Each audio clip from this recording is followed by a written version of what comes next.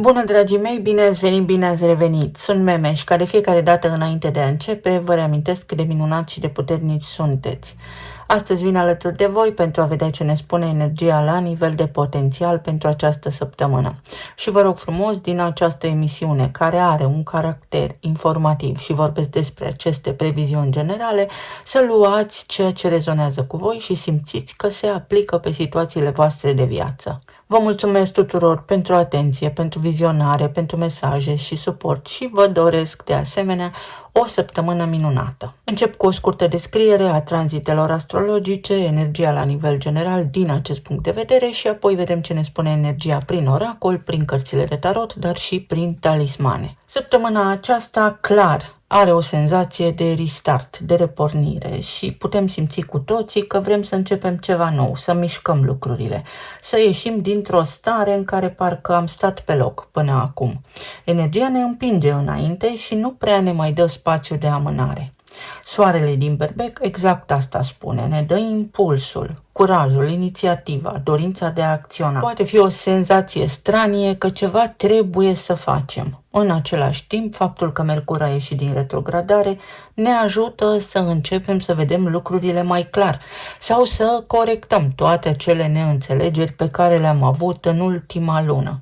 Dacă până acum ați simțit confuzie sau blocaje, de acum înainte ideile încep să se lege, lucrurile încep să se clarifice, alegerile noastre și apare o direcție mai clară, mai coerentă în gândire.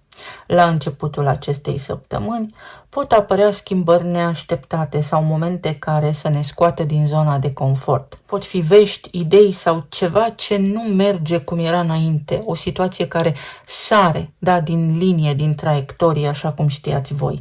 Este acel gen de situație care ne obligă pe toți să ne uităm într-o formă diferită la viața noastră sau la provocarea respectivă. Pe la mijlocul săptămânii vine partea mai serioasă. Energia dintre Soare și Saturn ne poate pune în fața unor alegeri reale, pentru că Soarele și-a început tranzitul prin Berbec, unde îl întâlnește și pe Saturn și pe Neptun. Nu mai vorbim doar despre entuziasm și impuls, ci apare și nevoia de asumare, de a privi viața cu mai multă maturitate. Astfel că ne putem da seama ce putem construi pe termen lung, unde este nevoie de disciplină și ce nu mai poate fi amânat. Avem lucruri de făcut, este bine să începem să le facem. Și putem începe să facem diferența între ceea ce ne dorim și ceea ce suntem dispuși să facem pentru a construi cu adevărat. Spre finalul săptămânii, ca energie de weekend, lucrurile încep să se lege. Să vedeți că săptămâna nu a trecut pe lângă noi degeaba. Pot apărea oportunități, susținere, poate chiar un pic de noroc, așa să fie. Putem inclusiv să simțim diferența dintre ceea ce este familiar și ceea ce trebuie să schimbăm în viețile noastre sau în situațiile cu care ne confruntăm.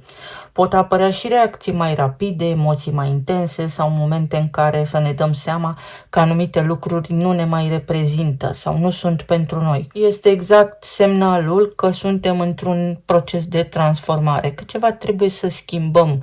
Acel ulcior nu mai merge de multe ori la apă. În același timp există și un sistem de sprijin real format din Neptun, Saturn și Soarele care se află în conjuncție și asta ne spune că nu trebuie să forțăm nimic, ci că putem să avem răbdare, că totul se face pas cu pas în ritmul nostru. În relații, de asemenea, lucrurile pot deveni mai sensibile. Venus va fi în tensiune cu Pluto și va aduce nevoia de atenție, de apropiere sau pot fi chiar mici conflicte.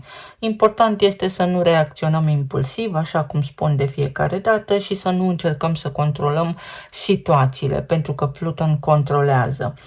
Sinceritatea este cea care va face diferența, spune ce ai pe suflet, dar conștient de faptul că nu poți face doar voia ta. Anumite lucruri se pot face, altele pentru moment rămân neschimbate. Mercur din Pești va fi în armonie cu Jupiter din Rac, iar asta ne face pe toți să simțim lucrurile dincolo de logică, să simțim și oamenii, dar și situațiile mai profund. Nu vreți să mergeți undeva pentru că așa vă spune intuiția? Nu o faceți. Important pentru toată lumea în această perioadă este să nu se grăbească și să nu ignore ceea ce simte. Și dacă ar fi să fac un rezumat foarte, foarte simplu în legătură cu tot ceea ce am spus, ar fi următorul: să fim atenți la emoțiile noastre, să nu ne speriem de ceea ce simțim, să rămânem calmi și în egală măsură să facem pași mici spre schimbare atunci când simțim că este momentul, chiar dacă nu avem toate răspunsurile. Ambiguitatea, să știți că de foarte multe ori ne ajută. Practic, care este constanta vieții? Schimbarea. Avem energie, avem claritate, avem și context potrivit. Tot ce ne lipsește este decizia de a acționa. Și pentru că avem acest context astrologic, acționăm cu maturitate. Să vedem ce ne spune și oracolul. Avem aici niște ochelari de cal, casa 8-a, care aparține Scorpionului și simbolul balanței.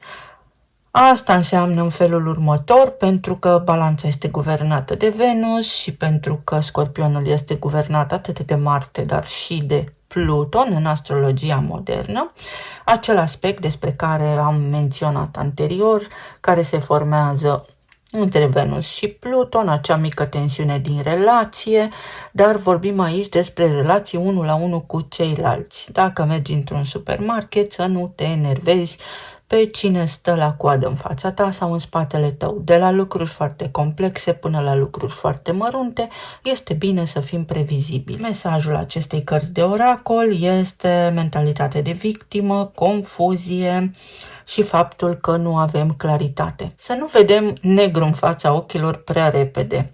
Ăsta este mesajul pentru această săptămână, pentru că s-ar putea să nu avem toate datele dintr-o problemă sau să judecăm, dar să judecăm doar ceea ce știm noi, să avem perspectivă foarte amplă asupra unui lucru.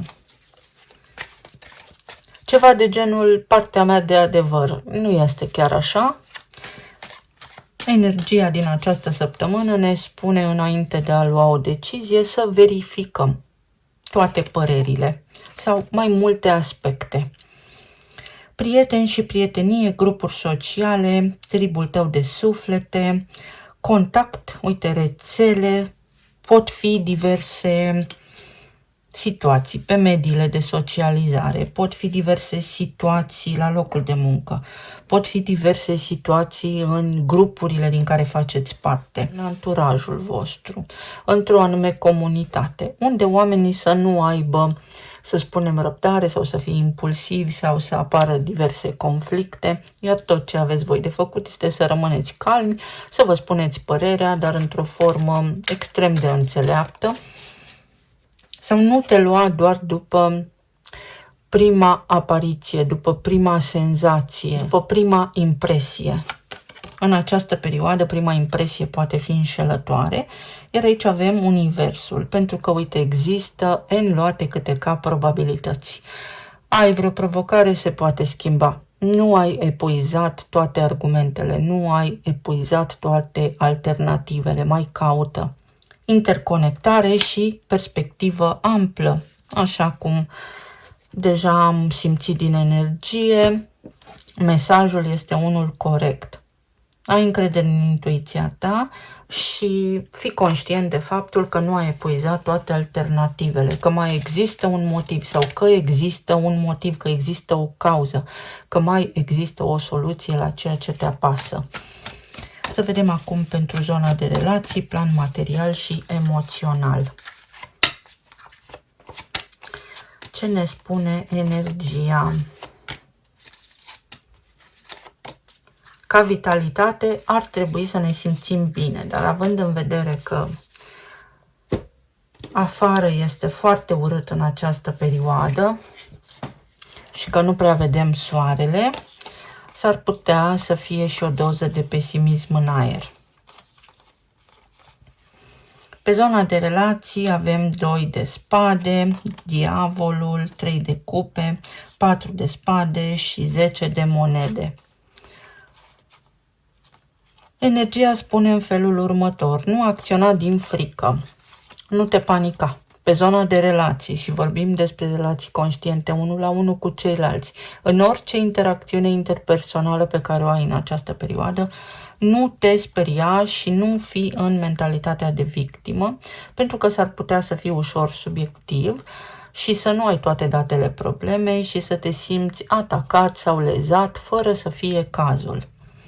În altă ordine de idei, s-ar putea să fie vorba despre o persoană care unora dintre voi intenționează nu neapărat să vă facă rău, dar nu este conștientă această persoană de ce face, pur și simplu se poartă toxic, pur și simplu nu își asumă responsabilitatea, nu este o persoană matură și a devenit un obicei acel gen de comportament. Poate fi vorba despre o persoană superficială, poate fi vorba despre o persoană cheltuitoare, poate fi o frică aici de abandona cuiva sau poate fi vorba despre o persoană care refuză, pur și simplu refuză să vă lase pe voi în pace, să vă lase să plecați sau să vă lase să trăiți voi, să fiți voi înșivă așa cum vă doriți voi să fiți.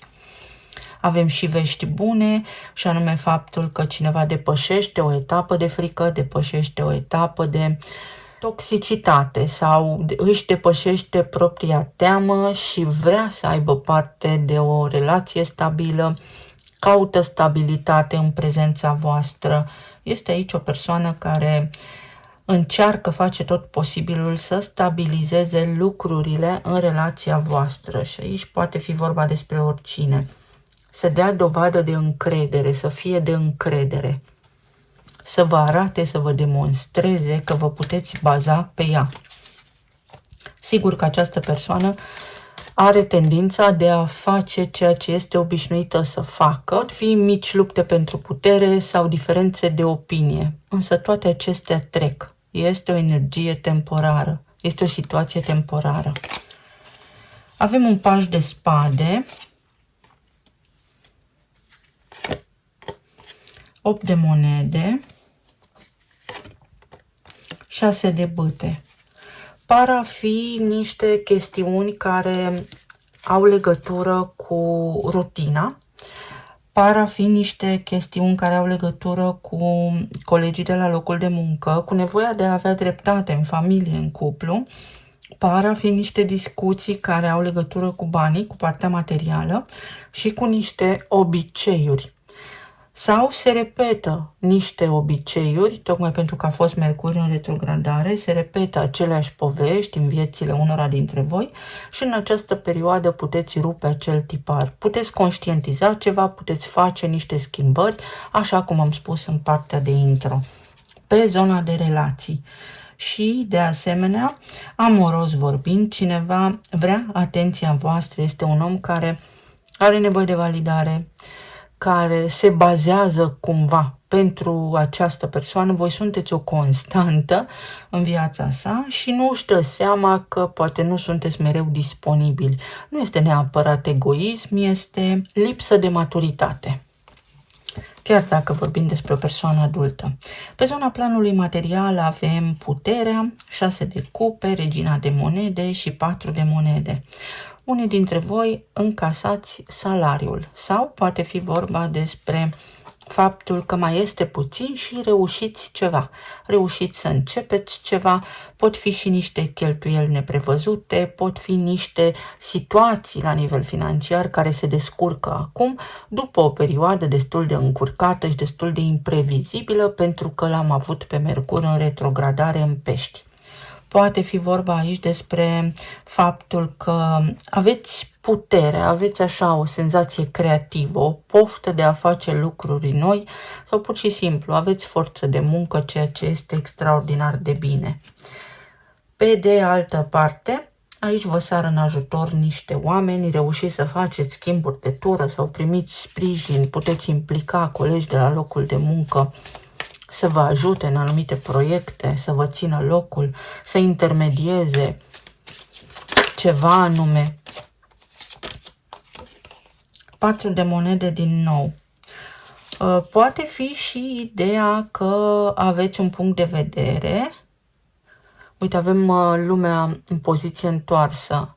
Aveți un punct de vedere și, sub o formă sau alta, energia vă arată că ar trebui să faceți o schimbare pe care voi nu o vedeți. Nu vedeți faptul că aveți nevoie de o schimbare, deși aveți vitalitate și energie să susțineți acea schimbare.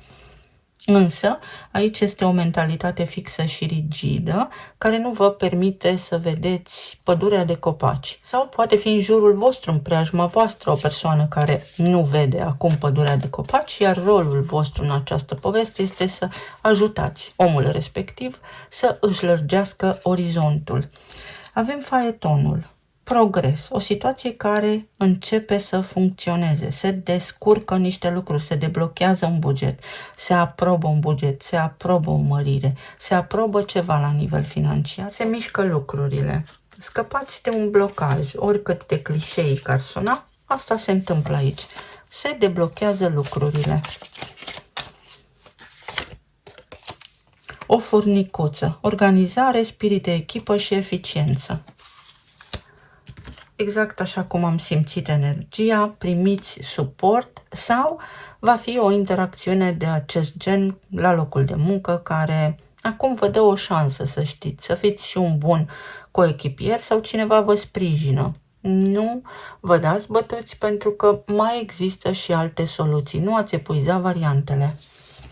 La nivel emoțional avem regina de cupe, împărăteasa, cavalerul de spade, asul de monede și 8 de spade. S-ar putea să fiți mai emoționali pe parcursul acestei săptămâni și să vă fie teamă să spuneți lucrurilor pe nume sau să spuneți ce gândiți. Aici apare o veste, o schimbare. Energia de la începutul săptămânii care vine cu surprize. Și sunt surprize plăcute, sunt surprize care vă ajută, vă confirmă că faceți niște lucruri bine. Pentru alții dintre voi s-ar putea să fie o săptămână cu mici migrene, dar migrene pe care le puteți trata liniștit, sau poate fi nevoia de odihnă, de mici pauze, să faceți mici pauze și să vă împământați. Am vorbit și săptămâna trecută despre asta. Aveți nevoie de împământare, de concret, de realitate, să luați pauze sau să deveniți foarte, foarte conștienți de gândurile voastre, pentru că aceste gânduri sunt ca într-un film. Ele vin așa la noi sau ne conectăm noi la câmpul de informații și culegem de acolo ceea ce ne este foarte cunoscut. Adică rulăm un tipar în buclă. Se poate sparge acea buclă, acel balon. Mai poate fi vorba despre o certitudine, despre un răspuns pe care îl aflați și este unul optimist, este unul pe placul vostru. Uite, 10 de cupe. Spre sfârșit de săptămână, lucrurile se liniștesc. Vă veți bucura unii dintre voi chiar foarte mult, primiți o veste extrem de bună. Pentru alții dintre voi este o perioadă în care se întâmplă lucruri și asta vă încântă foarte mult și roata destinului. O situație care se întoarce în favoarea voastră. Sau dacă săptămâna începe mai ciudat, să-i spunem, pe măsură ce trec zilele, vă recuperați. Se recuperează și starea de sănătate, se rezolvă și lucrurile, nu rămâne nimic bătut în piatră.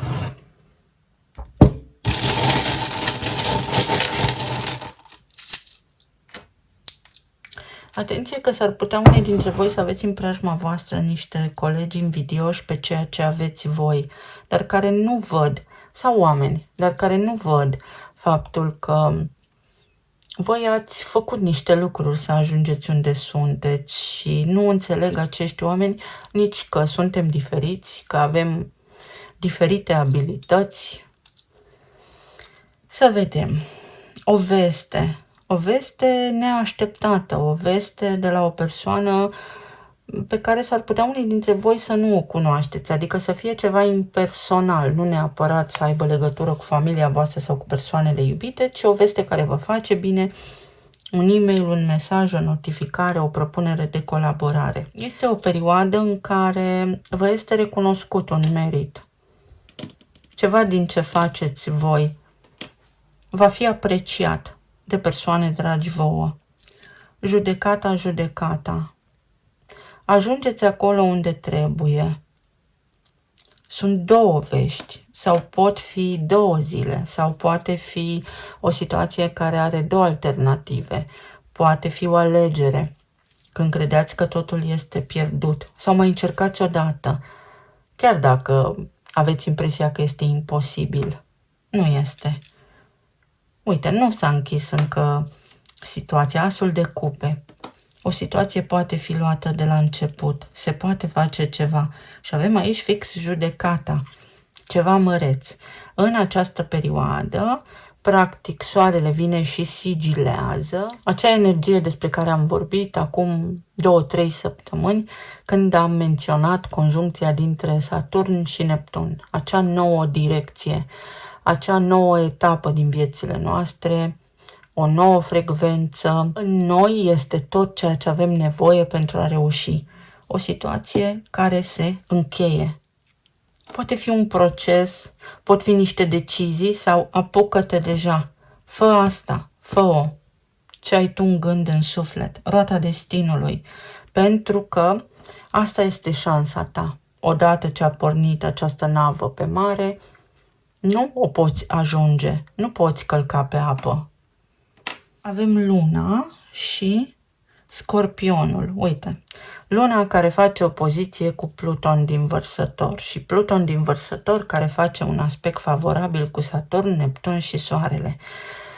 Degeaba visezi dacă nu aplici ceea ce știi. Degeaba înveți dacă nu aplici în viața ta ceea ce știi.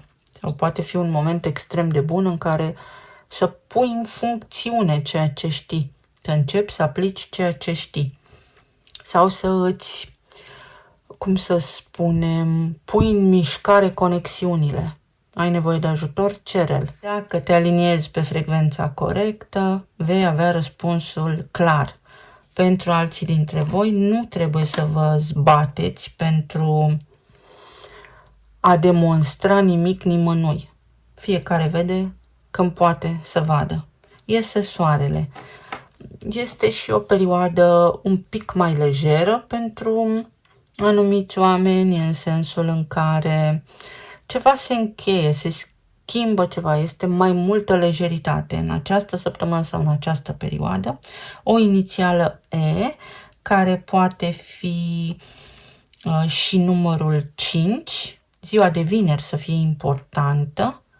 În săptămâna ce vine, Venus intră în Taur și se liniștesc puțin apele, chiar și relațiile, dar acest weekend vine cu o etapă interesantă, cu ceva ce are legătură și cu vârsta, cu ceva ce are patina timpului sau cu niște amintiri, cu niște concluzii. Vă vedeți puși în fața unui fapt împlinit, într-o notă extrem de pozitivă, desigur. Eu vă mulțumesc foarte mult și vă doresc să aveți o săptămână cu mult spor, să fiți bine sănătoși și iubiți oriunde vă aflați și să ne auzim cu bine și data viitoare. Pa, pa!